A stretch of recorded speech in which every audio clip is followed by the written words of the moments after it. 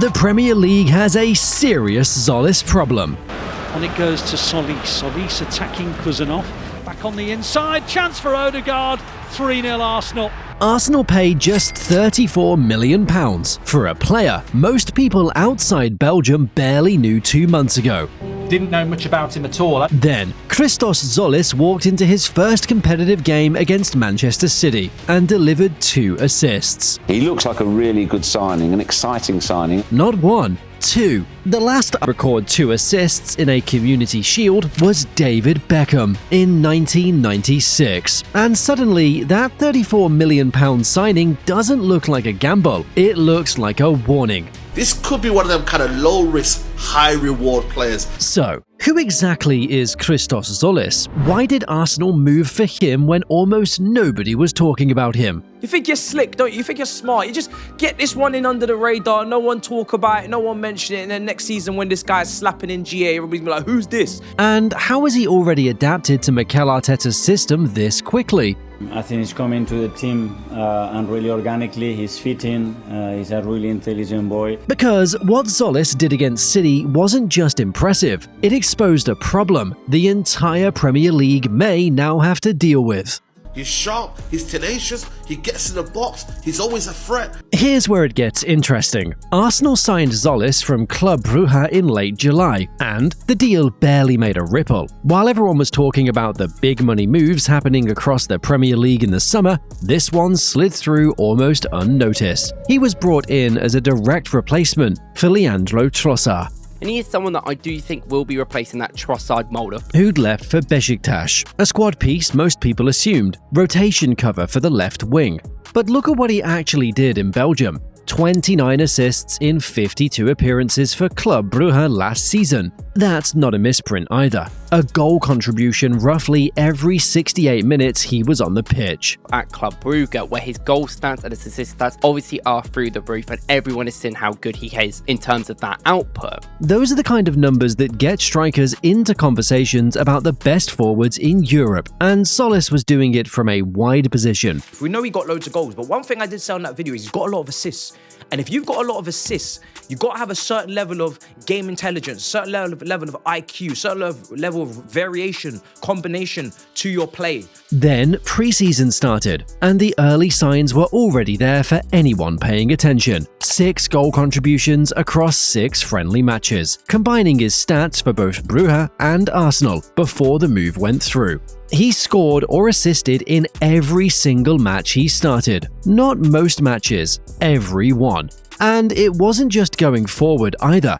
Tzolis was averaging 5 defensive contributions a game through preseason, tracking back, winning the ball, doing the unglamorous work that Arteta demands from his wide players before they're even allowed to think about attacking. That matters more than people realise, because Arsenal don't carry passengers on the flanks. If you're not putting in the work without the ball, you don't get minutes, no matter how good you look going forward. But pre-season form is pre-season form. Most looked sharp in July. The real question was always going to be what happened once it counted, once a trophy was actually on the line, once he was up against a real Premier League defense in a competitive fixture. That question got answered in Cardiff against Manchester City.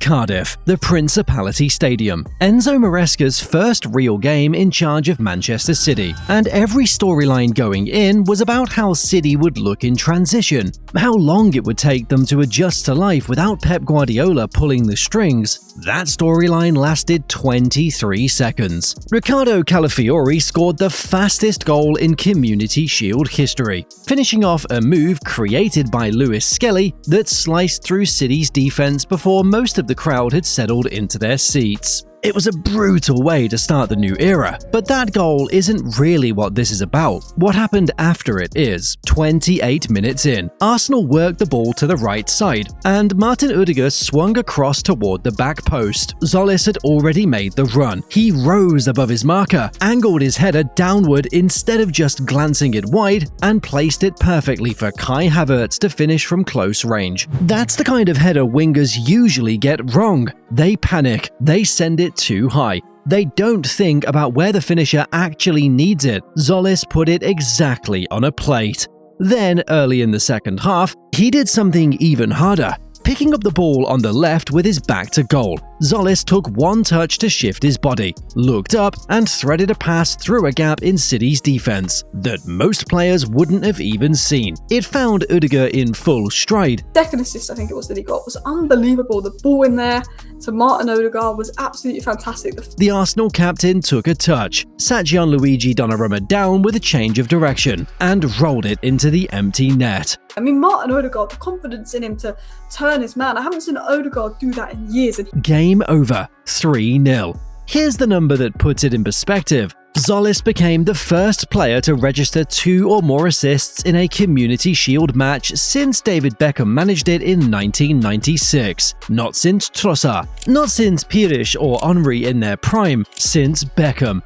That's the company this performance put him in his first competitive appearance for the club. And the underlying numbers back up what the eye test was already telling you. He completed 20 of his 24 passes. He led every single Arsenal player in passes into the final third, meaning nobody on that pitch was doing more to actually progress the ball into dangerous areas. I think he's going to be that goal and assist magnet type player, that old school player. He's more of a connector.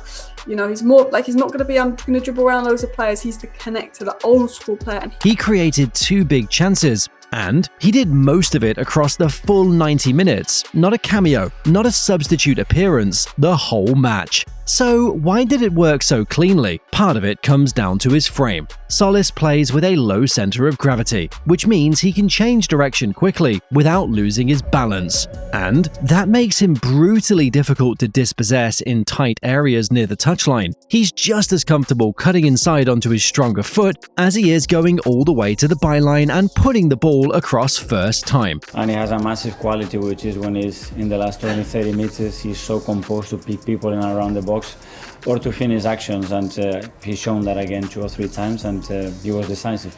And the release is fast. By the time a defender closes the gap, the ball's already gone. There's no second where he's holding it, deciding, giving the defense time to recover. It's there, and then it's not. That combination exposed one player in particular. Husanov was played out of position at right back for City that day, and Tzolis went after him relentlessly, dragging him wide, cutting back inside, forcing him into decisions he clearly wasn't comfortable making. He caused Husanov, who isn't a shabby player by the way, all sorts of problems. City's midfield cover never adjusted either. Nobody dropped in to help track Tzolis' runs into the pockets between the lines. He kind of sees space and he runs into it, and he is very good at that and will get you up the pitch. And that's exactly where both of his assists came from.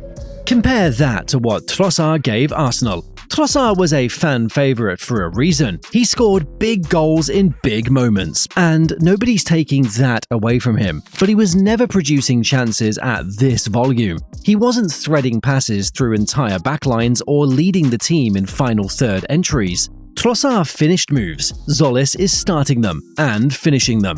That distinction matters more than it sounds. Rudiger has been Arsenal's one reliable creative source for years. The player defenses had to account for above everyone else. Now there's a second one operating from a completely different area of the pitch. That changes how opponents have to set up. You can't just double up on Rudiger anymore and hope the rest of the attack goes quiet, because Tzolis is creating from the left with just as much end product. If they've got a player like Tzolis on that left-hand side who's decent, that's a big upgrade. The timing behind all of this makes it worse for everyone chasing Arsenal down. Arteta is going into his 8th season in charge, working with a squad that already understands exactly what he wants. Meanwhile, City are adjusting to life without Guardiola and Rodri. Liverpool, Chelsea, Tottenham are all working through their own managerial changes, and United are still rebuilding from the ground up. Arsenal had continuity built in before a ball was even kicked,